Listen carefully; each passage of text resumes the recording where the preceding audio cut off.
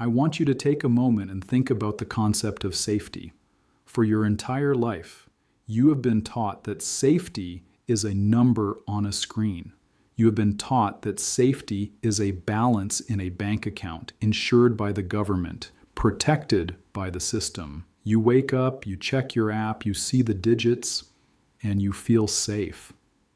But what happens when the feeling of safety remains, but the reality of value evaporates? What happens when the number on the screen stays the same, or even goes up, but the things you need to survive, the food, the energy, the shelter, start moving away from you at a speed you can no longer catch? We are living through that moment right now. It is Tuesday, January 27th, 2026. And if you have been watching the markets, if you have been watching the price of silver and gold, you know that something fundamental has broken. We are not watching a bubble. We are not watching a speculative frenzy. We are watching the slow motion collapse of faith in the fiat currency system and the violent repricing of the only assets that have stood the test of time. Today, with silver trading around $110 after spiking to $117 and gold firmly above $5,000, we have to ask the question that scares everyone in the halls of power. Is this the end of fiat money? We need to have a very serious, very adult conversation about what is happening right now, because the mainstream media is not going to tell you the truth.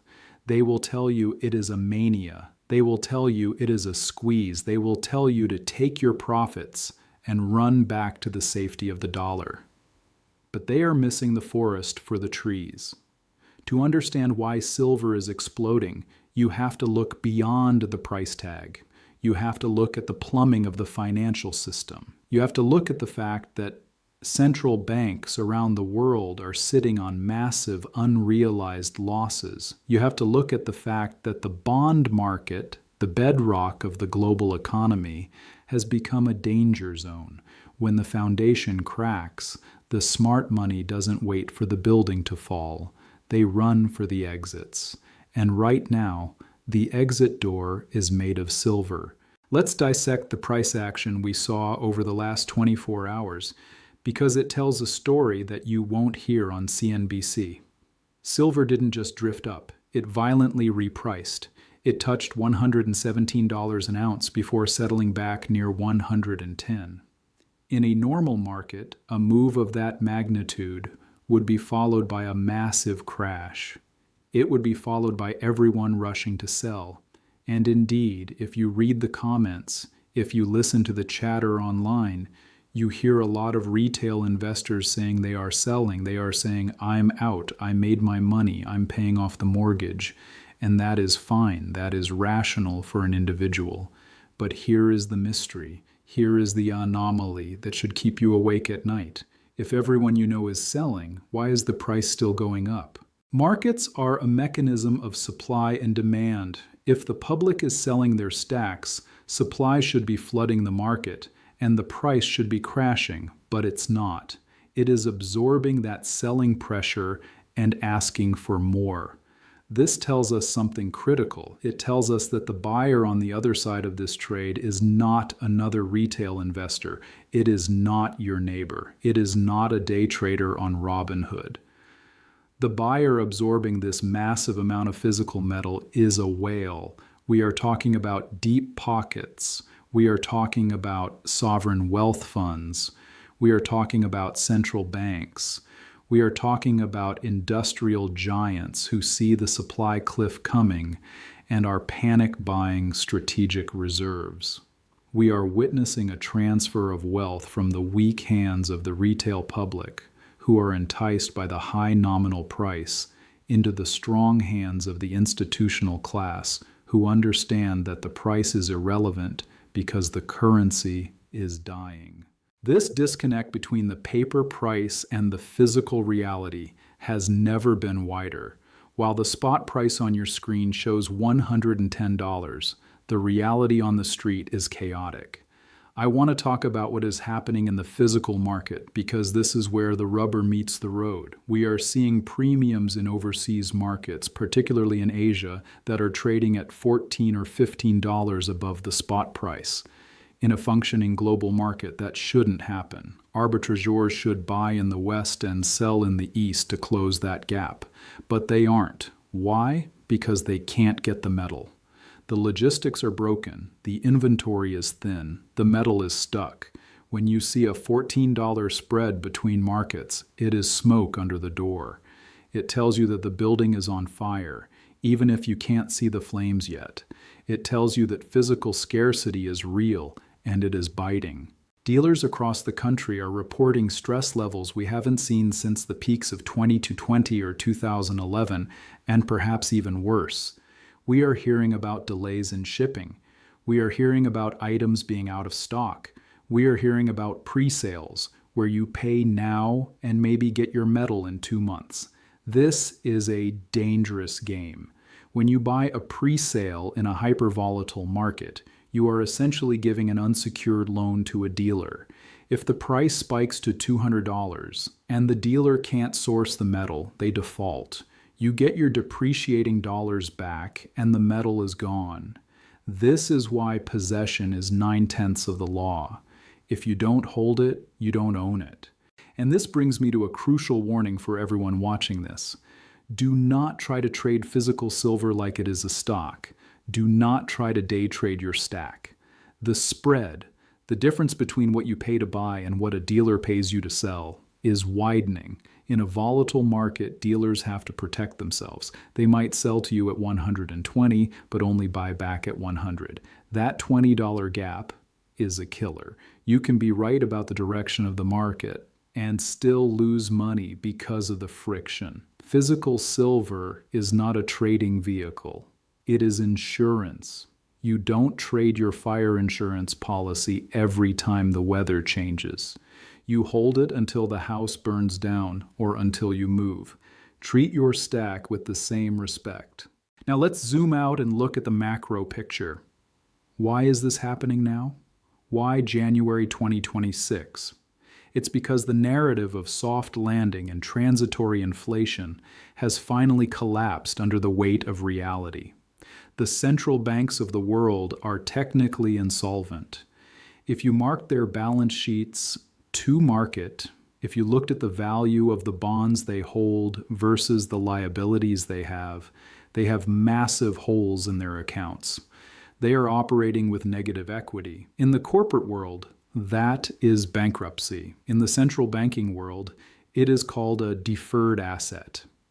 It is an accounting trick, but the market sees through the trick. The market knows that the only way to fill that hole is to print more money. The market knows that the debt is unpayable. When gold crosses $5,000, it is not just a commodity rising. It is the report card of the Federal Reserve. It is an F grade. It is the world saying, we do not trust your promise to pay. Silver, being the volatile little brother of gold, amplifies this signal. Silver is the people's money. When the general population starts to lose faith, they can't always afford gold, so they rush into silver. That is what creates the vertical moves. That is what creates the mania. We are in the early stages of that mania. The fact that the gold to silver ratio is still in the mid-40s tells us we have so much room to run. In 1980, that ratio went down to 15. In 2011, it went down to 30. At 45, silver is still cheap relative to gold. If gold stays at 5,000 and the ratio goes to 30, silver hits $166. If it goes to 15, silver hits $333. The math is relentless. But we must discuss the volatility. This is the part that shakes people out. This is the part where you lose your position if you are not mentally tough. We are entering a period where a $10 move in a single day will be normal. We might see silver crash from 117 down to 95 in a few hours. The headlines will scream, "Bubble burst." The pundits will laugh at you. But you have to understand that in a triple-digit environment, a 10% correction is $10. It feels huge, but structurally it is just noise. We are going to see a trading range likely between $90 and $140 for a while. It will be a meat grinder. It will chew up leverage. It will destroy the weak hands. You have to decide right now, are you a trader or are you a holder? If you are a trader using leverage, God help you. The algorithms will hunt your stop losses. They will push the price exactly to where the maximum pain is, flush you out, and then reverse. But if you are a holder of physical metal, the price on the screen is just a number. It doesn't change the number of ounces in your safe. It doesn't change the fact that you hold a strategic asset in a world of paper promises.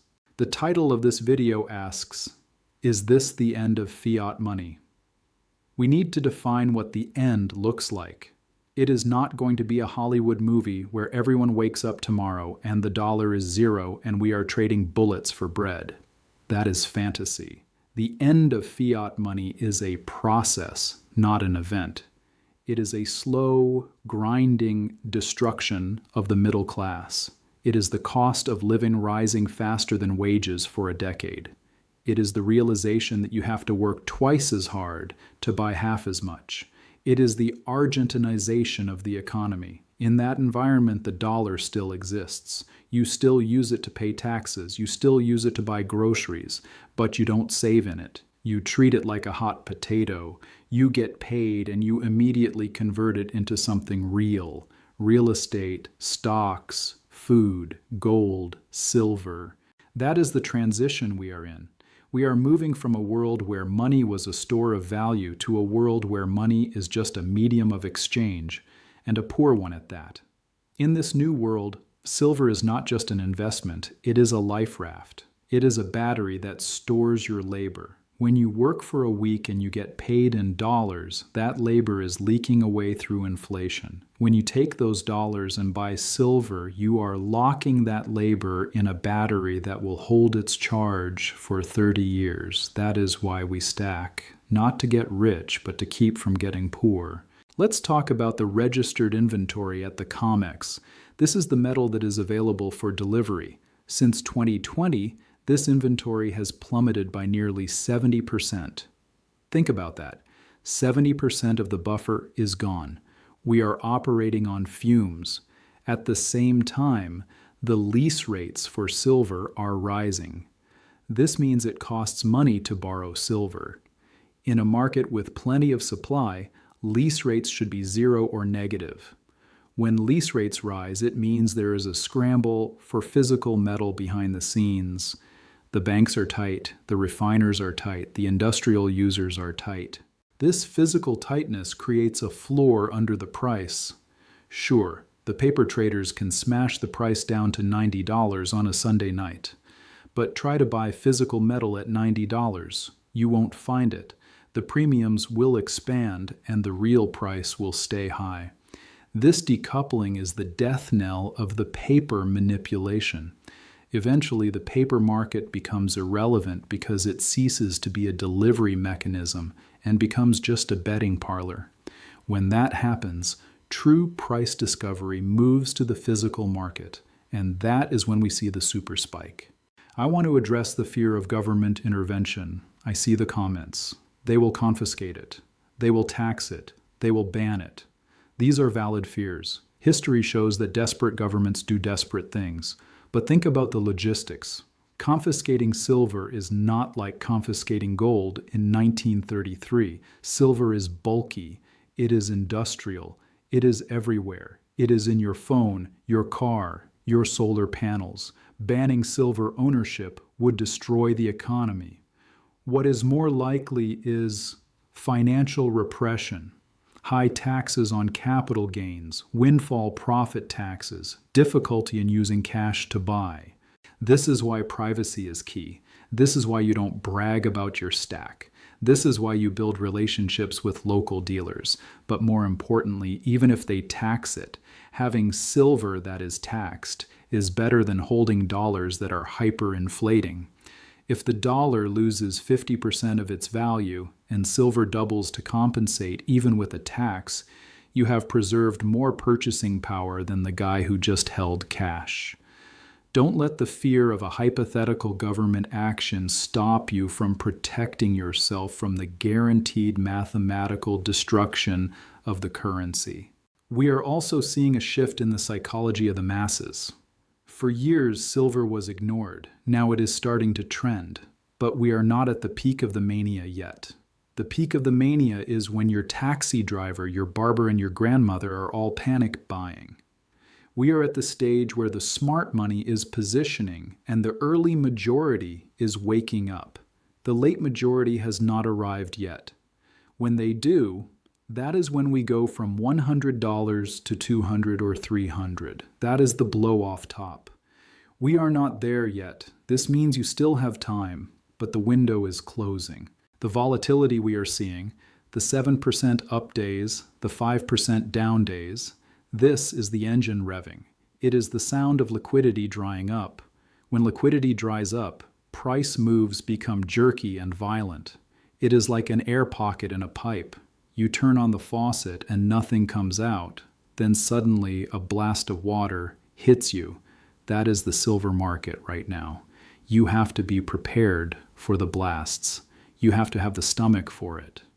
If you are watching this and you feel anxiety, ask yourself why. Is it because you have too much leverage? Then deleverage. Is it because you don't have enough silver? Then buy the dips. Is it because you are afraid of the world changing? I have bad news for you. The world has already changed. We are not going back to 2019. We are not going back to low inflation and stable debt. That era is over. We are in the era of consequences. The end of fiat is really the return of reality. Fiat currency allowed us to live in a fantasy world where we could consume more than we produced, where we could borrow without paying back, where we could print prosperity. That fantasy is ending. Reality is reasserting itself, and reality is made of atoms. It is made of gold, silver, oil, land, food, the things you can touch, the things you can hold. So, what is the strategy? The strategy is process over prediction. Do not try to predict the exact top. You will fail. Do not try to time the exact bottom. You will miss it. Focus on the process. The process is earn fiat, spend what you need, save the rest in hard assets, rinse and repeat, dollar cost average, buy the dips, ignore the noise. When the price drops $10 tomorrow, don't panic. Zoom out.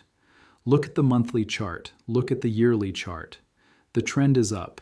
The fundamental drivers, debt, demographics, war, resource scarcity, are all pointing up. Nothing has been fixed. The debt ceiling is a joke. The budget deficit is a crime scene. As long as those fundamentals remain, the bull market in silver remains. This is a test of character. The market will try to shake you out. It will try to make you feel stupid for holding when it drops, and it will try to make you feel smart for selling when it rises. Do not give in to the ego. The goal is not to feel smart. The goal is to survive the transition. The goal is to arrive on the other side of this crisis with your wealth intact. Silver at $110 is a milestone, but it is not the destination. The destination is fair value. And fair value in a world of infinite money is a number that we can't even comprehend yet. It is a number that balances the books. So stay strong, stay liquid, stay physical. Do not get distracted by the daily fluctuations. The big picture is clear. The fiat system is bleeding out. The hard asset system is waking up. You are on the right side of history. You are holding the right asset. Now, all you have to do is hold the line. The fireworks are just beginning. The real show, the global repricing of all assets, is just getting started, and you have a front row seat. Don't sell your ticket just because the opening act was loud. Wait for the main event. I want you to think about the generations that came before us. They knew the value of silver. They didn't call it an investment. They called it money. We forgot that wisdom for 50 years. Now we are remembering. The pain of remembering is the volatility you see on the screen. It is the withdrawal symptoms of a society addicted to cheap credit. But once we get through the withdrawal, once we get back to sound money, the world will be a more stable place. Until then, hold on to your life raft. Hold on to your silver, and don't let anyone talk you out of your position. Because when the dust settles and the history books are written about the great financial reset of the 2020s, the people who held silver will be the ones who rebuilt the world.